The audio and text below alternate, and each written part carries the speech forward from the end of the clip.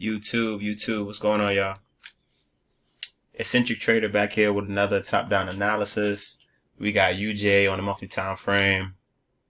All right, so where are we currently? The monthly obviously is pretty bullish, right? How did we get here though? All right, so the last high that was broken that sent UJ going up on a bullish trend was here, right? This last high, or you can use this one. This is kind of like a triangle though, so I think it might be best just to use that, the highest point of that triangle. So yeah, this level of resistance was broken right here with these two candles, right?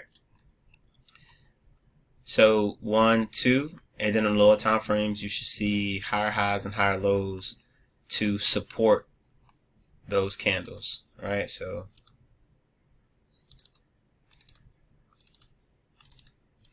that's what you want to see on the lower time frames on these candles. That ripple effect, right? That is so important when you're looking at price action and market structure. All right, cool. So after that, price broke out, came up, tested this level of resistance, then came back down to create another higher low, which is important. I'm gonna pull out fibs real quick to kind of see what's up. So yeah, so if you use technicals, if you use Fibonacci, is at this 38.2% mark, which is a very aggressive PRZ level, and it's June the 4th, right? So May closed out pretty bullish, so this is a nice higher low. Now normally what I do is I use my 27% and my 61.8% as my take profits. More of a target area than a take profit, because you can't really pick your exact top or bottoms, but I think it's a good idea that we mark off these areas. Come on, hold on.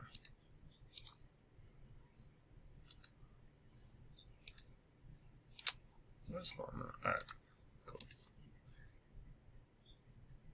All right, I'm just gonna draw this box right here. I'm gonna put monthly target,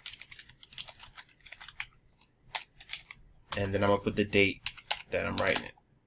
All right. Now if it hits that area, that's pretty good. That means we're doing our technicals right. All right, cool. Monthly time frame bullish, as you can see, and really that it's clean. It's pretty clean. It just created a higher low, and now it looks like it's gonna go up, right? So that's UJ for the weekly. I mean the monthly. Let's go to the weekly. Weekly time frame also still bullish because the last decision point was right here. Price broke this area of resistance.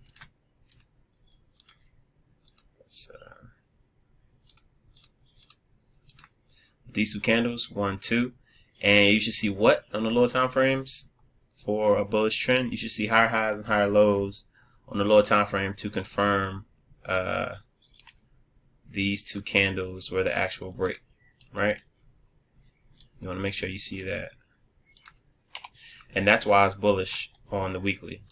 But yeah, let me see. Let's delete that.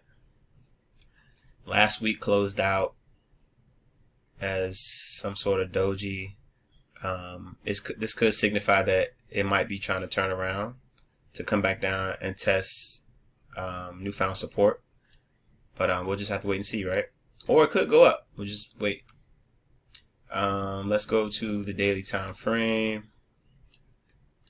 All right, daily time frame. If you're looking at it, take 3 to 5 seconds. It's obviously bullish. Why is it bullish? I think I marked off this last time. This level of resistance was broken. 1, 2. with these two candles. And you should see higher highs and higher lows in the lower time frame to confirm that break. Pretty simple, right? All right. Now, price came up, tested a level of resistance and came back down, and it looks like it just tested a level of support. Now with this would be a perfect opportunity to, at least for my trading style,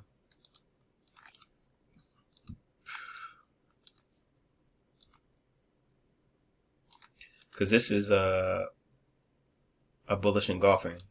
Or normally when I see something like this, I would try to see this would be my structured time frame. Then I would go on my 1 hour, which would be the 1 hour, or the 30-minute, which would be my entry time frame for this structured time frame, to see if I can see a transition in this bullish engulfing, right? You want to make sure that your bullish engulfing is indeed a break of resistance and a test of newfound support on the lower time frame to continue this uptrend. You don't just want to get in or something like this. So you would look at your 1 hour. And now what I would wait for is a test, right? A test of newfound support. And obviously the area you want to get in on is that higher low. And then it would be creating some type of head and shoulders. Price already broke this level of resistance right here. So this is the area you would get on. So you'll wait for a pullback on this 1 hour time frame. Try to find some type of entry right here, another bullish engulfing. And then, yeah, you would just let it ride up. Hasn't done that yet, but that's what I would do. Let me see. Yeah, we'll just have to wait and see, right? But definitely still bullish. It's looking good for buys when you can get an entry, right? So we got the H4 time frame.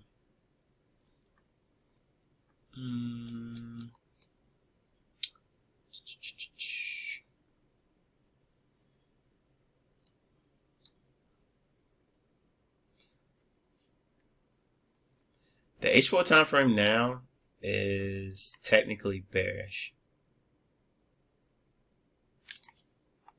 It hasn't broken this high yet.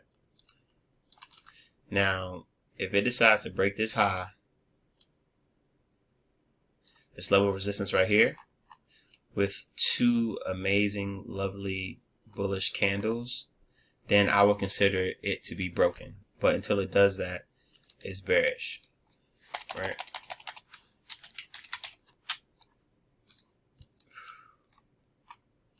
Alright, so this is something I'm kind of adding into the top-down analysis.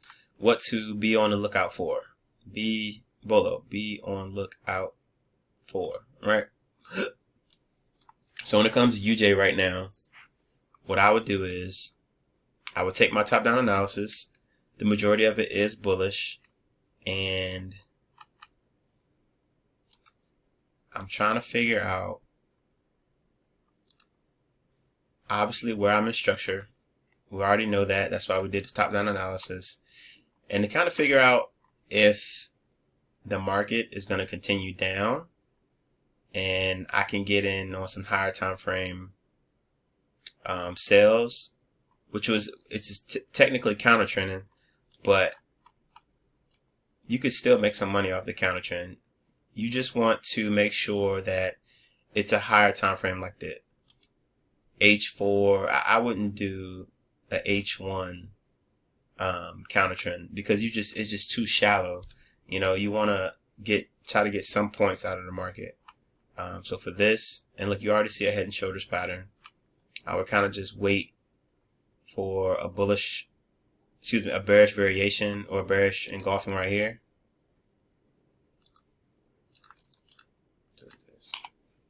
I'll wait for a bearish engulfing to close right here, and then after that it will look something like this.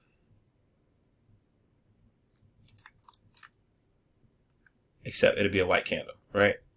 Then I would go on the lower time frame, entry time frame, like M30 or M15 to make sure that this bearish engulfing is a break of support. So pretty much price is breaking support, coming back up to test newfound resistance, and bouncing off that new level of resistance. Essentially you're getting in on a lower high, right? That's key. That's how I enter off the market and take those opportunities. But you kind of just got to wait right now. You can either wait for that or wait for price to break this level of resistance right here. Yeah, you kind of don't know what it's going to do yet. That's why it's not really good to speculate. You want to anticipate what the market's going to do, kind of back it into a corner. But just be patient, know your left and your right limits, know what you're looking for. If you don't want to counter trend, just stay with the trend. You can definitely do that. I stay with the trend a lot, but I feel like UJ might start to turn around. I really do. Because it's been bullish for what? Let's see.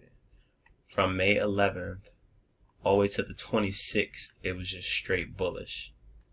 And it's only been bearish 1, 2, 3, really 3 days of last week. So, but who knows, right? The market can do whatever it wants to do. As long as we're ready to execute on what we're looking for, we can make money. All right, so that's it for UJ. Hope y'all got some out of that. If y'all got any questions, ask them in the comments. I'll see y'all in the next video. All right, y'all.